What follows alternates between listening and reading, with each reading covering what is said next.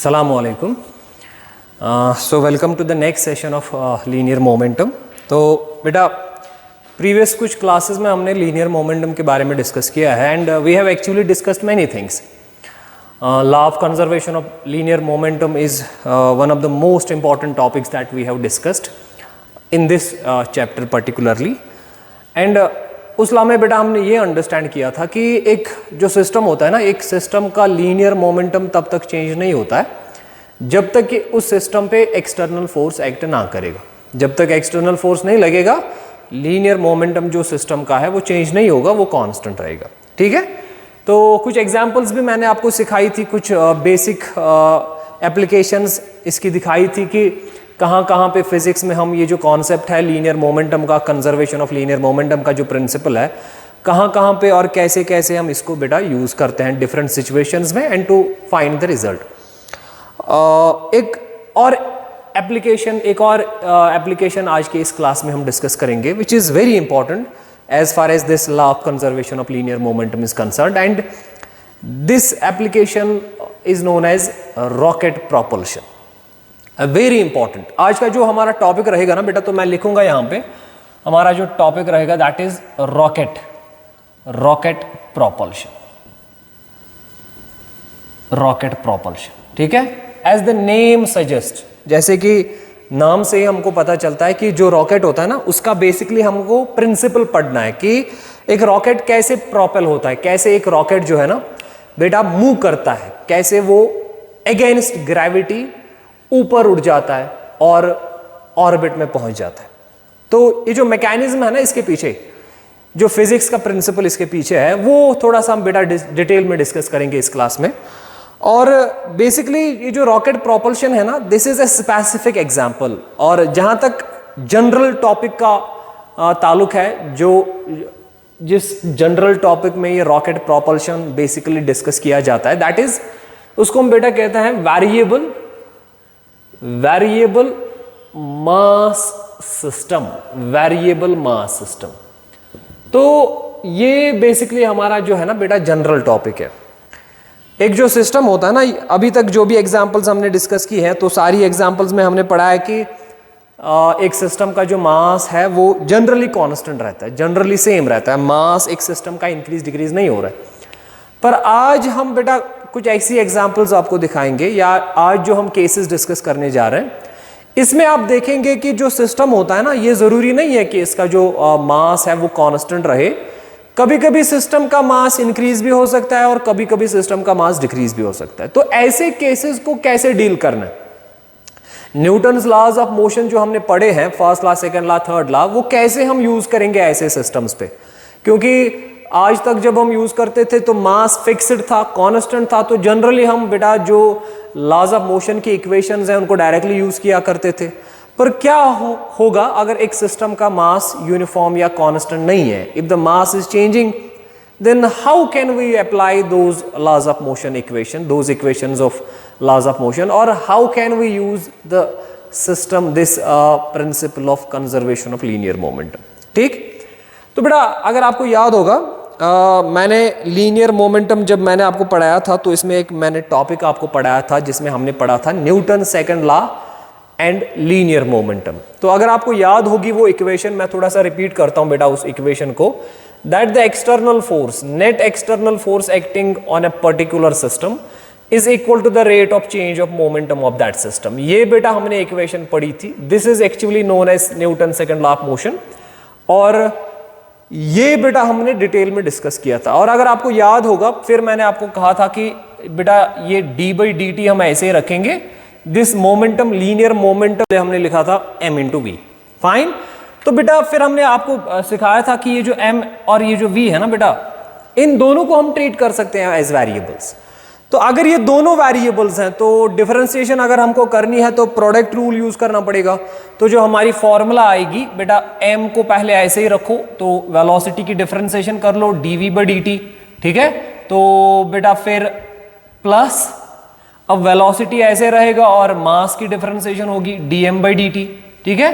तो ये जनरली आप सबने जो है बेटा आपने मैथमेटिकल टूल्स में सीखा होता है कि कैसे हम प्रोडक्ट रूल यूज करके डिफरेंशिएशन करते हैं, ठीक है। सो डिफरेंशिएशन ऑफ v मास को ऐसे रखेंगे plus differentiation of m velocity को ऐसे रखेंगे। तो बेटा ये वाली टर्म है ना, दिस टर्म m तो ऐसे ही आएगा। अब dv by dt is rate of change of velocity, so this accounts for the acceleration, this is equal to acceleration, ठीक है बेटा। तो एक और टर्म यहां पे आ जाती है, that is v dm by dt। और ये जो टर्म है ना बेटा, ये बड़ी इंपॉर्टेंट टर्म है और आज की क्लास में हम इसी टर्म के रिलेटेड जो है ना बेटा डिस्कशन करने जा रहे हैं। यहां पे मैंने आपको सिखाया था कि एक बॉडी पे एक्सटर्नल फोर्स टोटल कितना लगता है, ये खाली एक्सेलरेशन डिसाइड नहीं करती। अगर उस सिस्टम का मास चेंज हो रहा है ना विद रिस्पेक्ट टू टाइम, तो कितना मास आपका चेंज हो रहा है विद रिस्पेक्ट टाइम, उसको वेलोसिटी से आप मल्टीप्लाई कीजिए, तो वहां से भी आपका एक कंपोनेंट फोर्स का आ जाएगा। तो जो नेट फोर्स होता है ना, नेट फोर्स के दो कंपोनेंट्स होते हैं बेसिकली, एक कंपोनेंट एक्सेलरेशन का होता है और एक कंपोनेंट मास के चेंज होने का होता है। अगर मास चेंज हो रहा है, अब चाहे इंक्रीज हो रहा है या डिक्रीज हो रहा है, उस इंक्रीज डिक्रीज होने से भी इस सिस्टम पे एक फोर्स एक्सर्ट हो रहा है, और उस फोर्स को बेटा हम जनरली क्या कहते हैं, we generally call that force as thrust. उसको हम बेटा जनरली थ्रस्ट कहते हैं, ठीक है। तो याद रखेंगे प्रीवियस क्लासेस में आपको बेटा ये सिखाया है कि एक सिस्टम पे जो टोटल फोर्स लगता है ना, तो अगर आपको टोटल फोर्स निकालना है तो उसकी जो इक्वेशन है ना, ये वाली इक्वेशन आप यूज करेंगे। जनरली हम बेटा जो Newton second law of motion की इक्वेशन जो है खाली इतनी यूज करते थे, ma product of mass into acceleration. पर प्रीवियस क्लासेस में मैंने आपको सिखाया है बेटा this is actually an incomplete equation and is valid only when the mass of the system is kept as constant और when the mass of system is constant. अब अगर सिस्टम का मास भी चेंज हो रहा है तो बेटा इस टर्म के साथ साथ एक और टर्म आएगी, ठीक। सो एक तो ये चीज हमने बेटा डिस्कस कर ली थी प्रीवियस क्लासेस में, और एक और कॉन्सेप्ट आपको सिखाया था law of conservation of momentum के हवाले से, वो ये है। देखो बेटा इसको थोड़ा सा आप ध्यान में रखिएगा, इसको थोड़ा सा आप माइंड में रखिए, क्योंकि इसको हम बेटा यूज करने वाले हैं, ठीक है। दूसरी जो चीज हमने कंजर्वेशन ऑफ मोमेंटम में सीखी थी वो ये है बेटा कि मान लो अगर ये एक ऑब्जेक्ट है और इस ऑब्जेक्ट का मान लो ब्लास्ट हो जाता है, या किसी वजह से ये जो ऑब्जेक्ट है ना इसके फ्रैक्शंस हो जाते हैं, ये डिवाइड हो जाता है, ये टूट जाता है, ठीक है। अगर इनिशियली दिस सिस्टम जो है ना, initially this system was at rest, so इसकी इनिशियल वेलोसिटी 0 होगी, तो बेटा जब ये ब्लास्ट होगा, जब इसके फ्रैक्शंस होंगे, अगर वो फ्रैक्शंस इंटरनल फोर्सेस की वजह से हो रहे हैं, मतलब एक्सटर्नल फोर्स की कोई इन्वॉल्वमेंट नहीं है इसमें, तो मैंने कहा था बेटा कि इस सिस्टम का जो इनिशियल मोमेंटम है ना वही फाइनल मोमेंटम भी होना चाहिए। क्यों? क्योंकि according to the law of conservation of momentum, if there is no external force तो मोमेंटम तो चेंज नहीं होगा।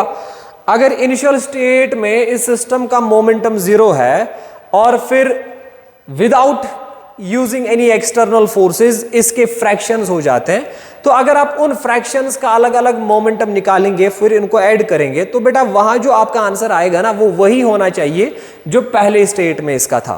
तो कुल मिला के बात ये है कि अगर इसके दो फ्रैक्शंस हो जाते हैं, ये एक फ्रैक्शन है, ये दूसरा फ्रैक्शन है, इसका मोमेंटम अगर p1 है, इसका मोमेंटम अगर p2 है, और इनिशियल मोमेंटम अगर इसका था p, तो याद रखेंगे बेटा जो इनिशियल मोमेंटम था ना p, this should be equal to the final momentum, और फाइनल मोमेंटम किसके बराबर आएगा? p1 plus p2।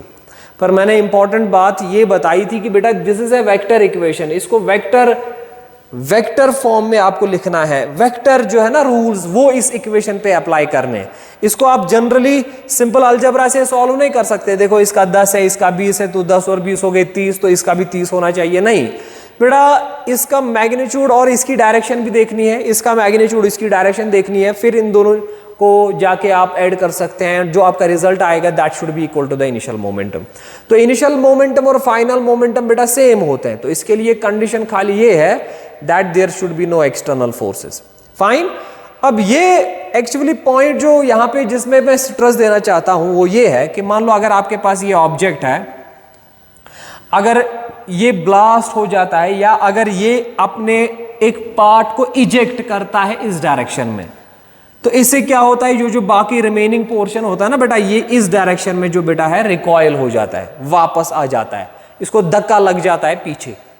जैसे हमने पढ़ा था रिकॉइलिंग ऑफ गन, अगर आपके पास गन है तो आपने बुलेट फायर कर ली, जब बुलेट बाहर निकलती है ना तो गन जो है ना पीछे आ जाता है, गन पे एक धक्का, एक फोर्स, एक थ्रस्ट लग जाता है पीछे की ओर, उसको हम बेटा कहते हैं रिकॉइलिंग ऑफ गन, पीछे आ जाना। तो इसका लॉजिक क्या है, क्यों गन पीछे आ जाता है? द बेसिक लॉजिक इज क्योंकि ये जो गन था इसका इनिशियल मोमेंटम 0 था। अब जब इसने गोली बाहर फेंकी, अब गोली तो इसी गन से निकली है ना, तो गोली तो इसी गन की एक पार्ट है। अब उसका कुछ मोमेंटम है तो उसके मोमेंटम को कैंसिल करने के लिए गन को पीछे जाना पड़ेगा, ताकि वो वाला मोमेंटम और इस गन का जो मोमेंटम आएगा जब ये पीछे जाएगा, दोनों मोमेंटम कैंसिल होके फिर से 0 बनना चाहिए। क्योंकि इनिशियल मोमेंटम 0 है तो मोमेंटम कंजर्व रखने के लिए फाइनल मोमेंटम जो है ना बेटा वो भी 0 होना चाहिए। तो मोमेंटम कंजर्वेशन के लिए क्या होता है, अगर ये किसी फ्रैक्शन को इस डायरेक्शन में पुश करता है तो खुद जो है ना बट बाकी जो रिमेनिंग पार्ट है ये बैकवर्ड डायरेक्शन में बेटा जो है मूव हो जाता है। You understand?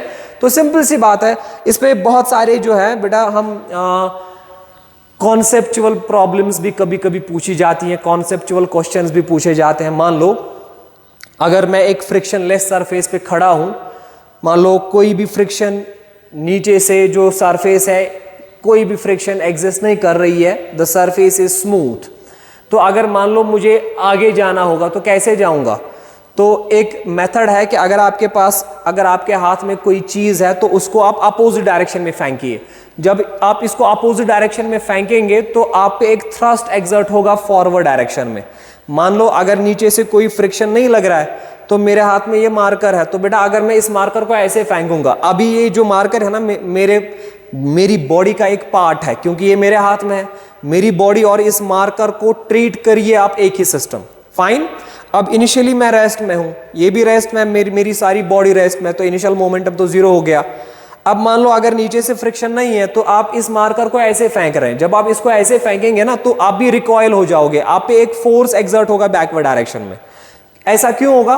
क्योंकि आपका फाइनल इनिशियल मोमेंटम तो 0 था, आपका फाइनल मोमेंटम भी 0 होना चाहिए। अब वो 0 कैसे आएगा? तो आप इसको ऐसे इस डायरेक्शन में फेंकोगे तो इसका मोमेंटम जो है ना वो तो अब 0 नहीं है, वो तो फॉरवर्ड डायरेक्शन में है। तो इस मोमेंटम को कैंसिल करने के लिए क्या हो जाएगा, आपकी जो बॉडी है ना वो पीछे की ओर पुश हो जाएगी। जब पीछे की ओर आपकी बॉडी पुश हो जाएगी तो आपकी बॉडी का मोमेंटम इस मार्कर के मोमेंटम को कैंसिल करेगा और फाइनल मोमेंटम फिर से 0 बनेगा। तो मोमेंटम कंजर्वेशन के लिए अगर आप किसी ऑब्जेक्ट को फॉरवर्ड डायरेक्शन में फेंकोगे तो आप पीछे की डायरेक्शन में बेटा पुश हो जाओगे। तो यही बात है बेटा, तो जनरल बेसिक चीज है, यही है एक कॉन्सेप्ट, एक सिंपल सी चीज आप याद रखिए। If initially the body is at rest and now the body is spitting something out from this body, तो इस मोमेंटम को कंजर्व रखने के लिए जो बॉडी है ना इस पे एक थ्रस्ट लग जाएगा पीछे की ओर और इसका जो मोमेंटम है वो बैकवर्ड डायरेक्शन में आएगा। तो टोटल मोमेंटम जो है इस सिस्टम का वो फिर से वही रहेगा जो इनिशियल स्टेज में था। फाइन। अब देखो बेटा, हमारा जो डिस्कशन है ना वो बेसिकली बोर्ड पे लिखा हुआ है वेरिएबल मास सिस्टम। हमको लीनियर मोमेंटम, जो कंजर्वेशन ऑफ लीनियर मोमेंटम है, उसको बेटा हमें अप्लाई करना है एक वेरिएबल मास सिस्टम पे। वेरिएबल मास सिस्टम मैंने आपको कहा कि वो वाला सिस्टम जिस सिस्टम का मास कांस्टेंट नहीं रह रहा है। अगर आपके पास एक सिस्टम है और इस सिस्टम का मास सेम नहीं है, वेरी हो रहा है, इंक्रीज या डिक्रीज हो रहा है, तो ऐसे सिस्टम को आप वेरिएबल सिस्टम कहते हैं।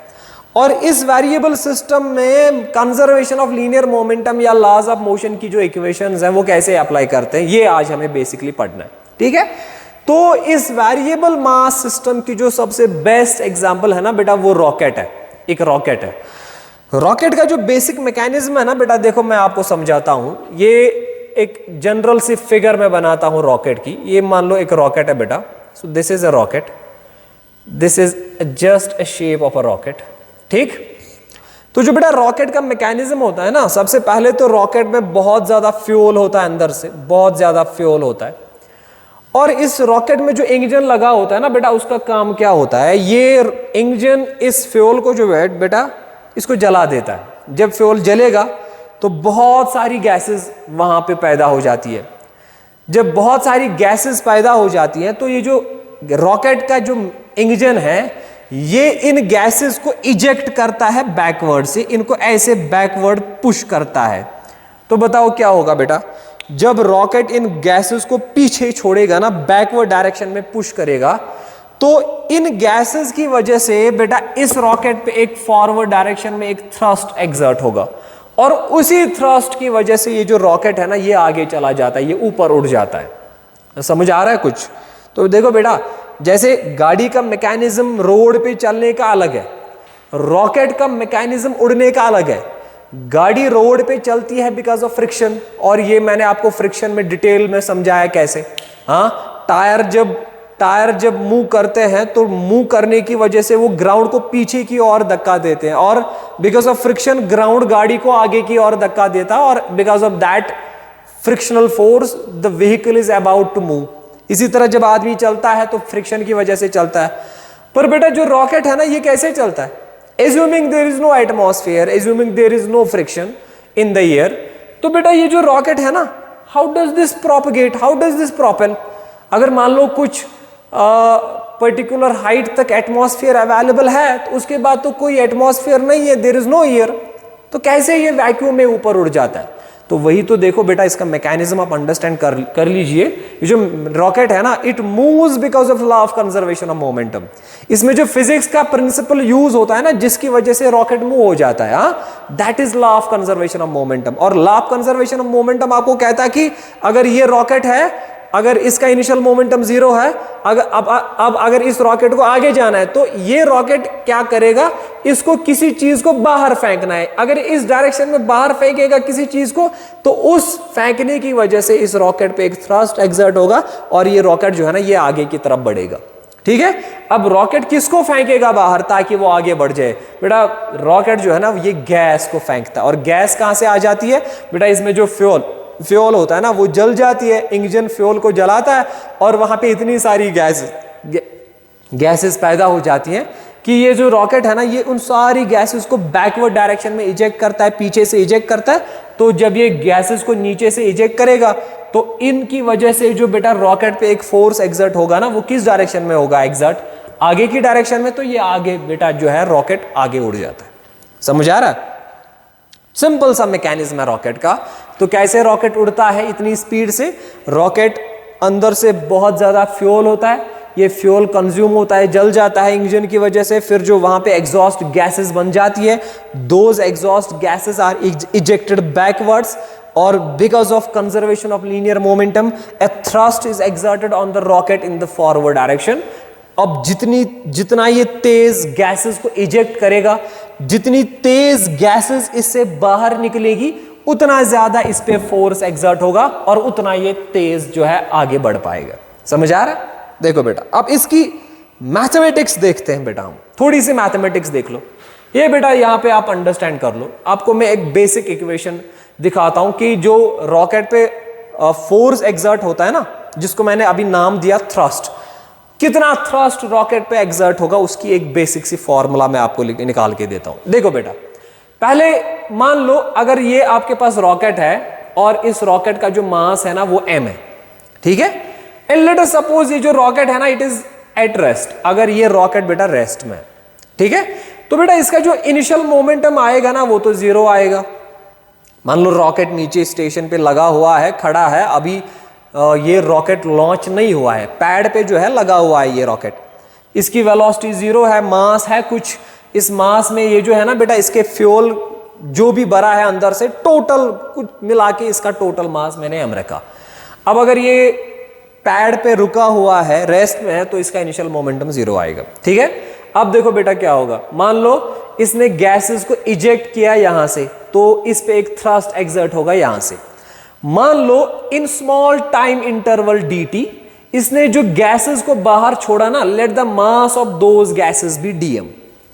हाँ, क्योंकि एक स्मॉल टाइम में कितना फ्यूल ये कंज्यूम करेगा, जितना फ्यूल जलेगा उतना ही वहां पे गैसेस प्रोड्यूस होंगे, और उन गैसेस के मास को मैंने नाम रखा dm। ये dm जो है ना, either you consider this is the amount of gases produced और this is the amount of mass, this is the amount of fuel which has been combusted. You understand?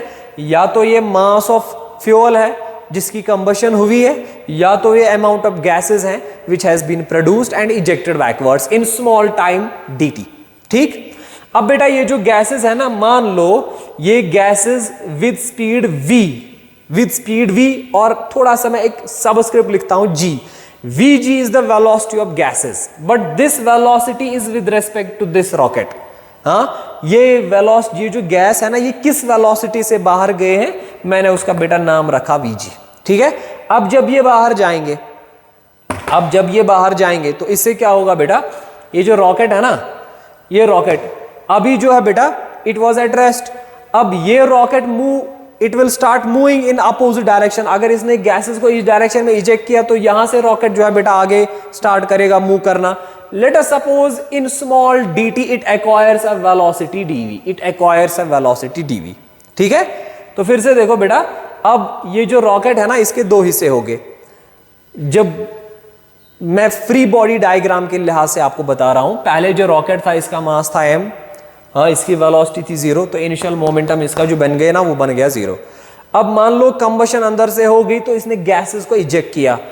Gases का जो मास है that is dm, और किस velocity से eject किया, vg. ठीक है. तो मोमेंटम ऑफ गैसेस कितना आएगा बेटा, मास इंटू वेलोसिटी, वो आएगा बेटा dm इंटू vg. ठीक है, शाबाश. अब ये मोमेंटम गैसेस का है. अगर मोमेंटम ऑफ गैसेस इस डायरेक्शन में, तो मोमेंटम जो रॉकेट बचा ना, वो तो इस डायरेक्शन में होगा, और वो और ये मोमेंटम मिला के 0 होना चाहिए, क्योंकि इनिशियल मोमेंटम 0 है. अब मास जो रॉकेट का बचेगा ना इन गैसेस को छोड़ के, वो कितना बचेगा, m माइनस dm. तो मैं लिखूंगा यहां पे जो मास ऑफ रॉकेट है that will B m minus dm, और जो बेटा इसकी वेलोसिटी जो थोड़ा सा ये एक्वायर करेगा ना इस टाइम इंटरवल में, dt, late us suppose that is dv. तो रॉकेट का जो खुद का मोमेंटम है वो कितना आएगा बेटा, ये इसका मास है, तो मल्टीप्लाई करेंगे हम dv. अब देखो बेटा, अब अगर इनिशियल मोमेंटम 0 है तो फाइनल मोमेंटम किसके बराबर है, एक तो ये वाली इक्वेशन और ये वाली इक्वेशन, इन दोनों को ऐड करेंगे तो इस और इसको मिला के टोटल मोमेंटम 0 आना चाहिए, क्योंकि इनिशियल मोमेंटम 0 था ना. अब अगर ये और ये मिला के 0 है, तो इसका मतलब ये और ये मैग्नीट्यूड के हवाले से सेम है और डायरेक्शन के हिसाब से अलग अलग है, अपोजिट है. तो इसका मतलब है this momentum should be equal to this. तो मैं लिखूंगा बेटा dm into vg, this will be equal to m minus dm into dv. ठीक है बेटा.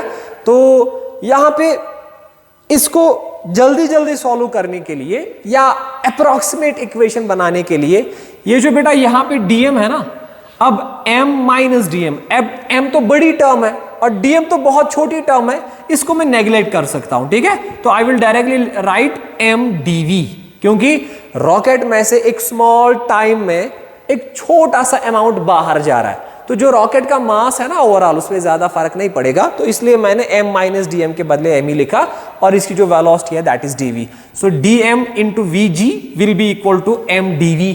तो देखो बेटा यहां पे ये जो dm, ये m आप डिवाइड कर लीजिए, या ऐसे भी आप लिख सकते हैं बेटा, इस इक्वेशन को अगर आप डिफरेंशिएट करेंगे both sides with respect to time, मैं लिखूंगा differentiate both sides with respect to time. जरा क्या बनेगा बेटा, ये बनेगा बेटा dm बाई dt, तो vg ऐसे ही रहेगा, velocity of ejected gases, m रहेगा ऐसे ही, ये बनेगा बेटा dv बाई dt. ठीक है. अब देखो बेटा ये m dv बाई dt हो गया ना acceleration, so m into dv by dt is ma. तो बेटा इसको हम नाम देते हैं यहां पे f. So this becomes thrust. तो बेटा बताओ इक्वेशन क्या आ गई आपकी, f की क्या इक्वेशन आ गई. So f will be equal to what, vg dm by dt. अगर आप इसको गौर से देखेंगे बेटा, ये वही एक पार्ट है ना जो मैंने आपको Newton second law of motion in terms of linear momentum सिखाया है. उसमें दो पार्ट्स आए थे, एक तो ma आया था, एक आया था v dm बाई dt. बेटा ये वही पार्ट है ना दूसरा पार्ट. तो ये यहां से जो आपकी इक्वेशन आ गई ना फोर्स की, बेटा इसी का नाम हम देते हैं थ्रस्ट. तो अगर आपको देखना होगा कि इस रॉकेट पे कितना फोर्स एग्जर्ट होगा, कितना थ्रस्ट लगेगा बेटा, उसको हम इस फॉर्मूला से निकालते हैं. vg is basically the relative velocity of gases, ejected gases with respect to the rocket, and dm by dt is the rate of change of mass. इस रेट ऑफ चेंज ऑफ मास का मतलब है कि किस rate से fuel consume हो रहा है, किस रेट से फ्यूल कंज्यूम हो रहा है. अब जितना पर यूनिट टाइम फ्यूल ज्यादा जलेगा, उतना इस ओवरऑल सिस्टम का या रॉकेट का मास बेटा कम होगा.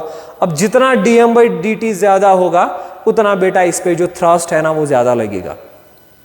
तो एक कॉन्सेप्ट आपने यहां पे ये सीखा कि एक सिस्टम पे फोर्स एक्सर्ट होता है, एक सिस्टम पे फोर्स एक्सर्ट होता है अगर उस सिस्टम का मास चेंज होगा। अगर एक सिस्टम का मास इंक्रीज या डिक्रीज हो रहा है तो इस सिस्टम के मास के इंक्रीज और डिक्रीज होने की वजह से इस सिस्टम पे एक फोर्स एक्सर्ट हो रहा है जिसका हम जनरली नाम देते हैं थ्रस्ट।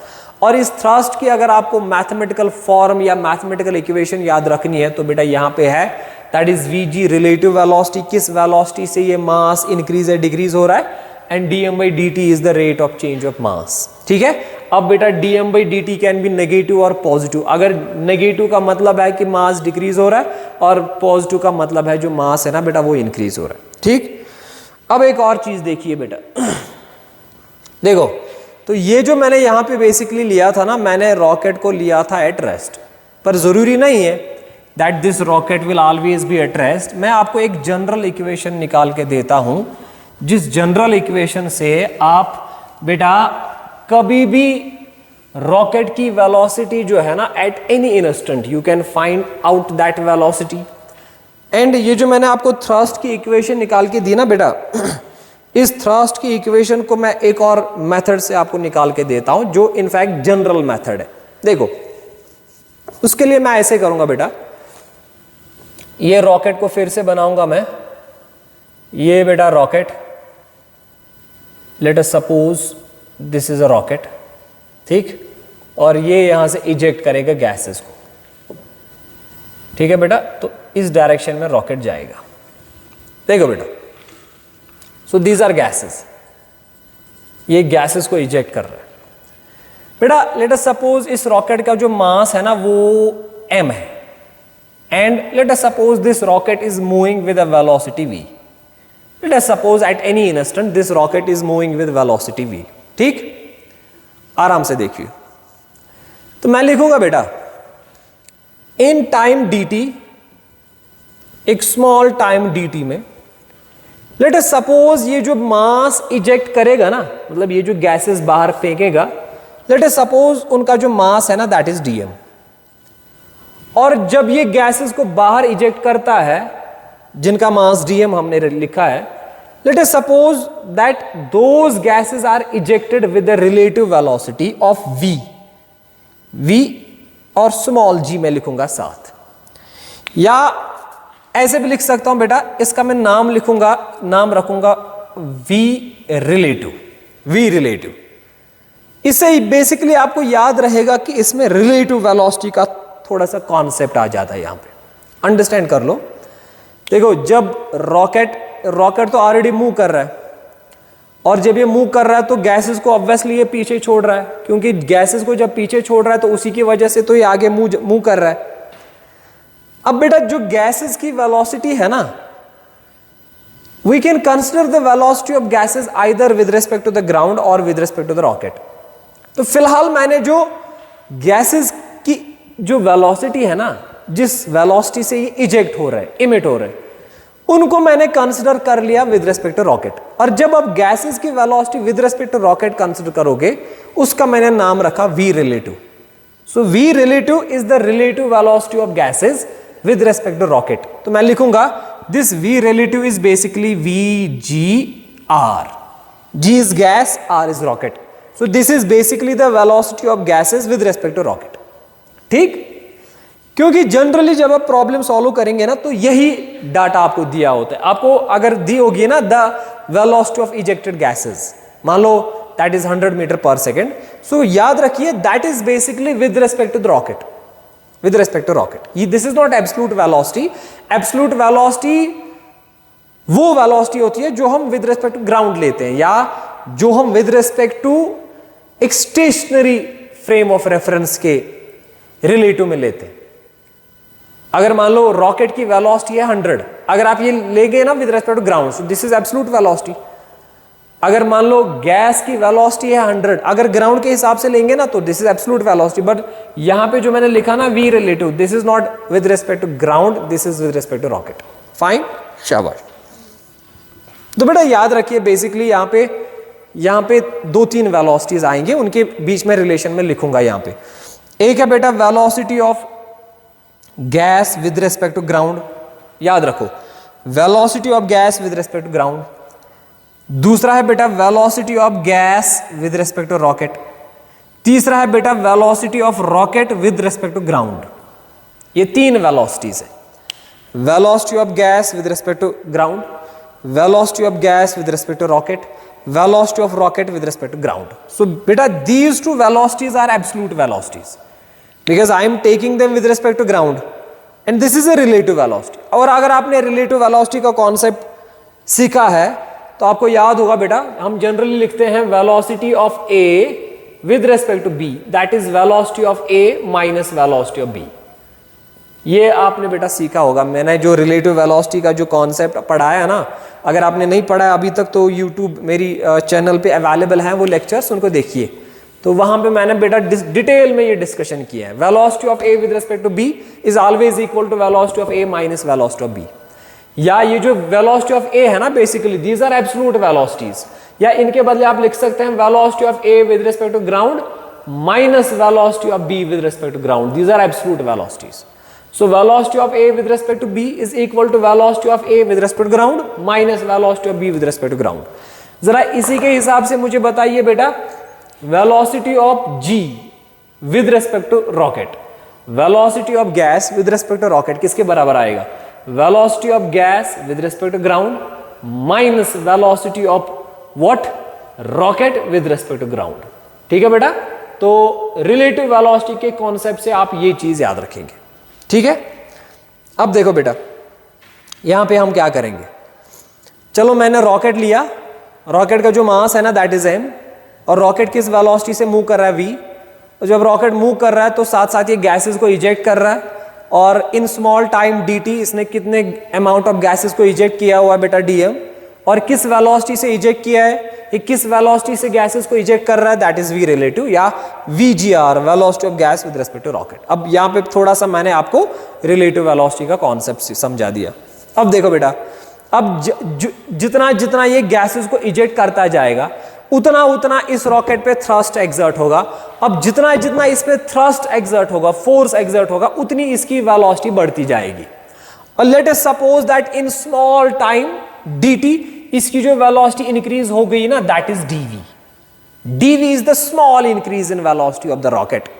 और ये वेलोसिटी क्यों बढ़ गई? क्योंकि इसका मास कम हो गया ना, मास पीछे से फेंक दिया, पीछे से इजेक्ट कर दिया इसने मास।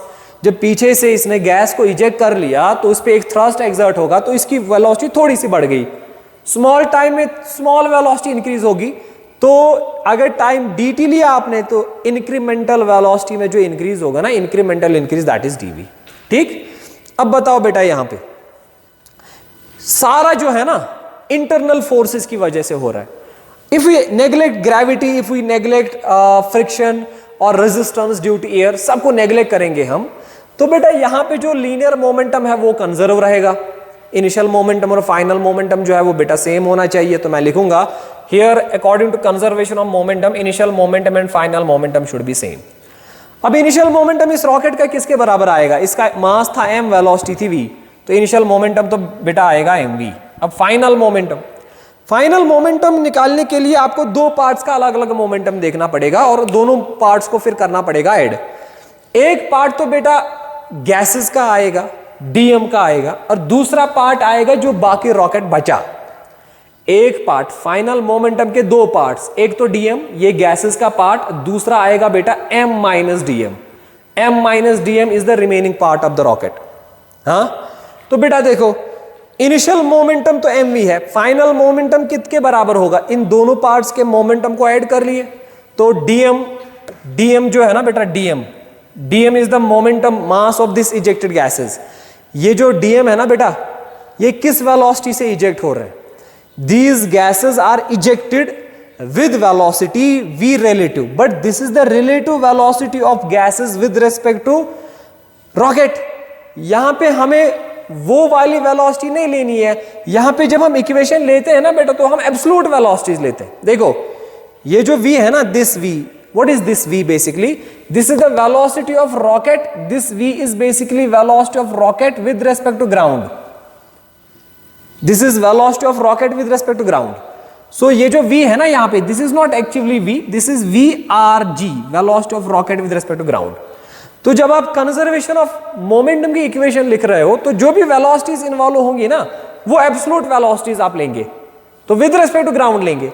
सो initial momentum is mass into absolute velocity is velocity of rocket with respect to ground. अब आपने dm कंसीडर कर लिया, dm is the mass of ejected gases, इनकी वेलोसिटी कितनी है बेटा, velocity of gas with respect to ground, तो यहाँ पे dm को मल्टीप्लाई हो जाएगा vgg। तो एक बात यहाँ पे देखिए बेटा, मैं यहाँ पे v रिलेटिव मल्टीप्लाई नहीं कर रहा हूं, मैं मल्टीप्लाई कर रहा हूं vgg, velocity of gas with respect to ground. क्यों? क्योंकि यहाँ पे एब्सोल्यूट वेलोसिटी मल्टीप्लाई कर ली तो यहाँ पे भी तो एब्सोल्यूट वेलोसिटी लेंगे हम। ठीक है बेटा, शाबाश। पर याद रखिए न्यूमेरिकल में इसका वैल्यू नहीं, इसका वैल्यू दिया होगा, रिलेटिव वेलोसिटी का दिया होगा। तो इसका मतलब है इस वेलोसिटी को हमको चेंज करना पड़ेगा इस वाली इक्वेशन से, इस वाले कॉन्सेप्ट से, और यहां हम लाएंगे बेटा VGR। ठीक है, फिलहाल ये तो हो गया बेटा dm पार्ट का मोमेंटम। अब इसका कितना मोमेंटम वो हम ऐड करेंगे, तो वो बेटा हम ऐड करेंगे, that will B m minus dm, तो हो गया मास। ठीक है बेटा, इसकी पहले ही ये किस वेलोसिटी से मूव कर रहा था, VRG, पर इसकी थोड़ी सी वेलोसिटी बढ़ गई है ना dv, तो टोटल वेलोसिटी कितनी आ गई इसकी, VRG प्लस dv। तो मैं लिखूंगा बेटा VRG plus dv, VRG plus dv। तो बेटा गौर से देखिए इस इक्वेशन को, initial momentum, initial mass into initial velocity, velocity of rocket with respect to ground. Final momentum के दो पार्ट्स, एक तो गैस का पार्ट अलग और जो बचा बाकी रॉकेट उसका अलग। गैस का मास dm, जो बाकी बचा रॉकेट उसका mass m minus dm। Gas की velocity with respect to ground VGG, और जो बाकी बचा पार्ट उसकी वेलोसिटी, पहले तो वो इस वेलोसिटी से आगे जा रहा था VRG, हाँ VRG, velocity of rocket with respect to ground, पर गैस इजेक्ट होने की वजह से इंक्रीज होगी थोड़ी सी वेलोसिटी, उसको मैंने ऐड कर लिया। ठीक है, कर लो सॉल्व बेटा इस इक्वेशन को। देखो क्या लिखेंगे हम, देखो क्या लिखेंगे, दिए हमने वेक्टर इक्वेशन लिख दी। अब देखो बेटा, सो दिस इज MVRG, ठीक, so this is equal to, देखो बेटा दिस इज dm, हाँ VGG, VGG के बदले क्या लिख सकते हैं जरा यहां बताओ मुझे, VGG के बदले इस VRG को इधर लाइए, इस VRG को इधर लाइए, तो क्या बनेगा बेटा, ये बनेगा VGR, VGR वो यहां आएगा तो प्लस क्या होगा बेटा VRG। ठीक है, ये मैंने ये वाला कॉन्सेप्ट यूज किया, VGG के बदले इसको यहां लाके ये प्लस बन जाएगा। ठीक है बेटा, तो प्लस ये बेटा m माइनस dm, ठीक, तो VRG या अलग अलग कर लीजिए मल्टीप्लाई यहां पे, तो m इसके साथ अलग से मल्टीप्लाई होगा, सो m VRG। ठीक है, सो फिर प्लस m dv, तो फिर minus dm into VRG, minus dm into VRG, और minus plus is minus, so dm into dv। अब ये बेटा जो टर्म है ना dm इंटू dv, ये तो हो जाएगी कैंसल। क्यों? क्योंकि इसमें दो बहुत ही स्मॉल पार्ट्स आ रहे हैं ना, तो दो स्मॉल पार्ट्स को आप मल्टीप्लाई करोगे तो जीरो ही आएगा, तो ये पार्ट जो है ना बेटा इसको हटा दो, तो क्या बचा, एक तो MVRG, ठीक, एक बचा बेटा dm, इसको अलग अलग मल्टीप्लाई करिए, dm into VGR plus dm into VRG। ठीक है बेटा, plus MVRG plus MDV minus dm VRG। ठीक है बेटा, देखिए ये MRG और ये MRG गया, आराम से देखिए बेटा, तो यहां बचा 0 equal to dm VGR dm VRG। इन दोनों में से बेटा ये dm GR dm RG, इन दोनों में से बेटा dm को निकालिए कॉमन, और क्या टर्म बनती है, रुको, ये dm VRG dm, ये वाली term dm VRG dm RG। ठीक है बेटा, तो यहां बची एक तो ये वाली टर्म, दूसरी बची वो वाली टर्म, ये 0, सो dm, और बचा बेटा VGR velocity of gas with respect to rocket that is relative velocity, और एक बची ये वाली equation that is mdv plus mdv। ठीक है, गौर से देखिए बेटा। अब देखिए बेटा, तो एक को इधर शिफ्ट करिए, इधर शिफ्ट करिए तो बेटा बनेगा minus mdv equal to dm vgr। ठीक, अब देखो बेटा, ये बड़ी इंपॉर्टेंट इक्वेशन है, इसको याद रखिएगा। जरा डिफरेंशिएशन करिए with respect to time.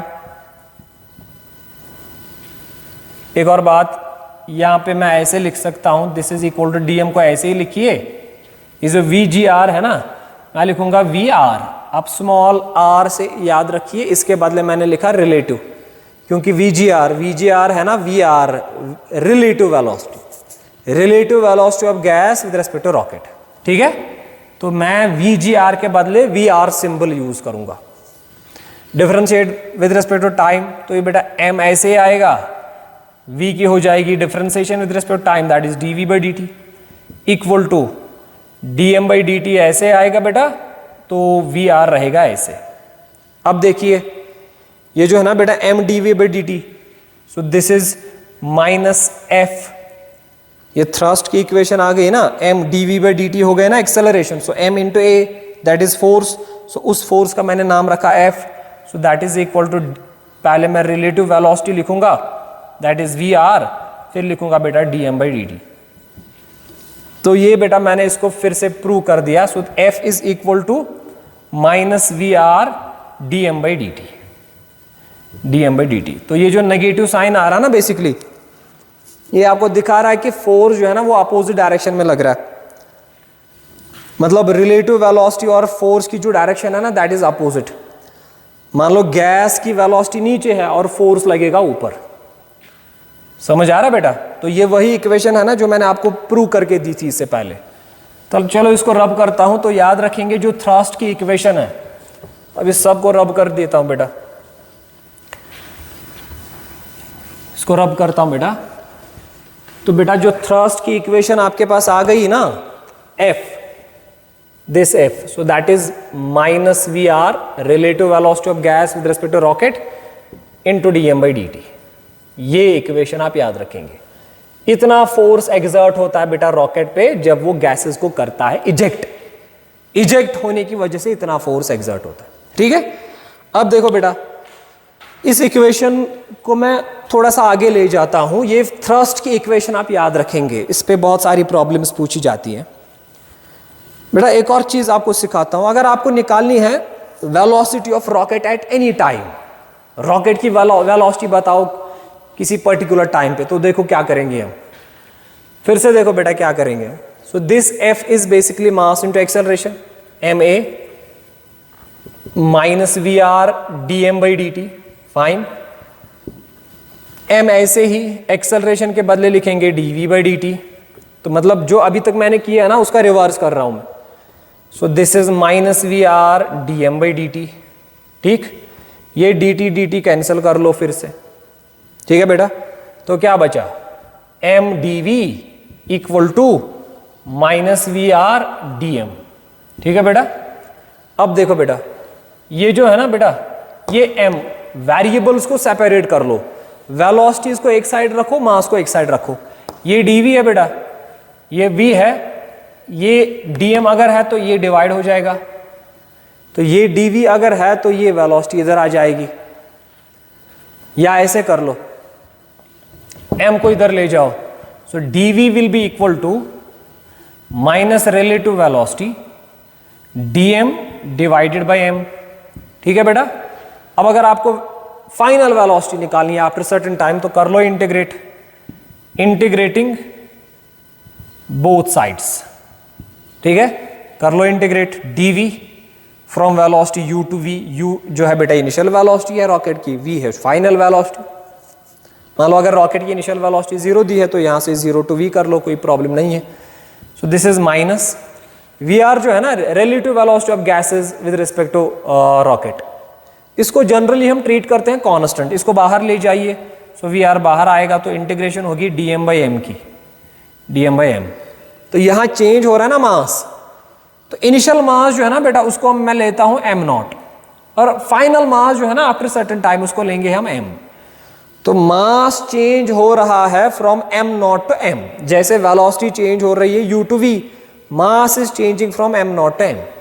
So m0 is the initial mass, total mass, m is the mass after certain time. So बेटा ये जो है ना बेटा -vr, ये ऐसे ही, अब इसकी जब इंटीग्रेशन करेंगे dm/m की इंटीग्रेशन log ऑफ m आएगी, जैसे dx/x की इंटीग्रेशन log x आती है, तो dm/m की इंटीग्रेशन आएगी log m।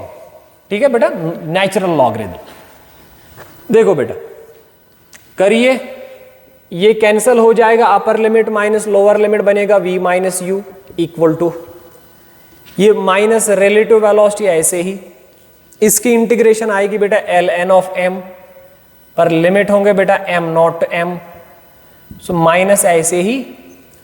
तो पहले आपको इस m के बदले अपर लिमिट देना है, फिर देना है लोअर लिमिट, तो ये बनेगा lm log of m upper limit minus log of m0। ठीक है बेटा, शाबाश। तो सॉल्व करते जाइए, आपका आंसर आ जाएगा।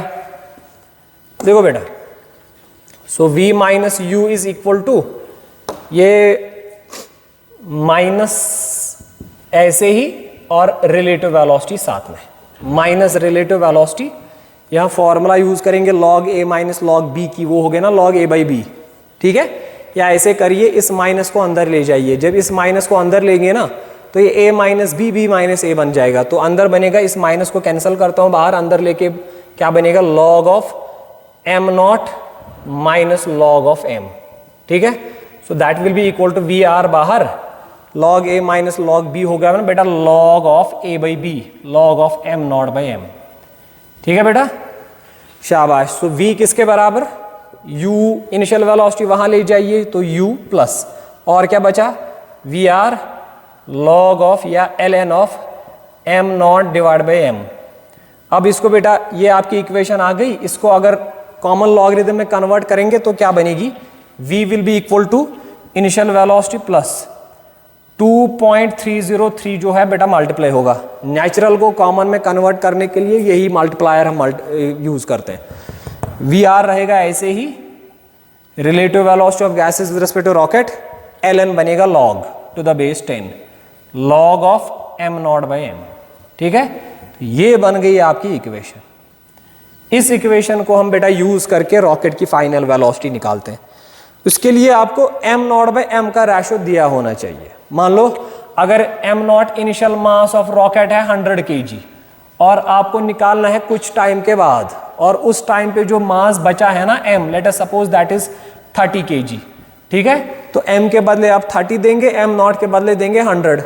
Relative velocity of gases with respect to rocket दी होगा, वो दिया होगा बेटा, तो इनिशियल वेलोसिटी अगर 0 है तो सबस्टिट्यूट करके इसको सॉल्व कर लो, आपका जो वैल्यू है ना वो बेटा आएगा कि फाइनल वेलोसिटी जो रॉकेट की वो क्या है। So these are some equations.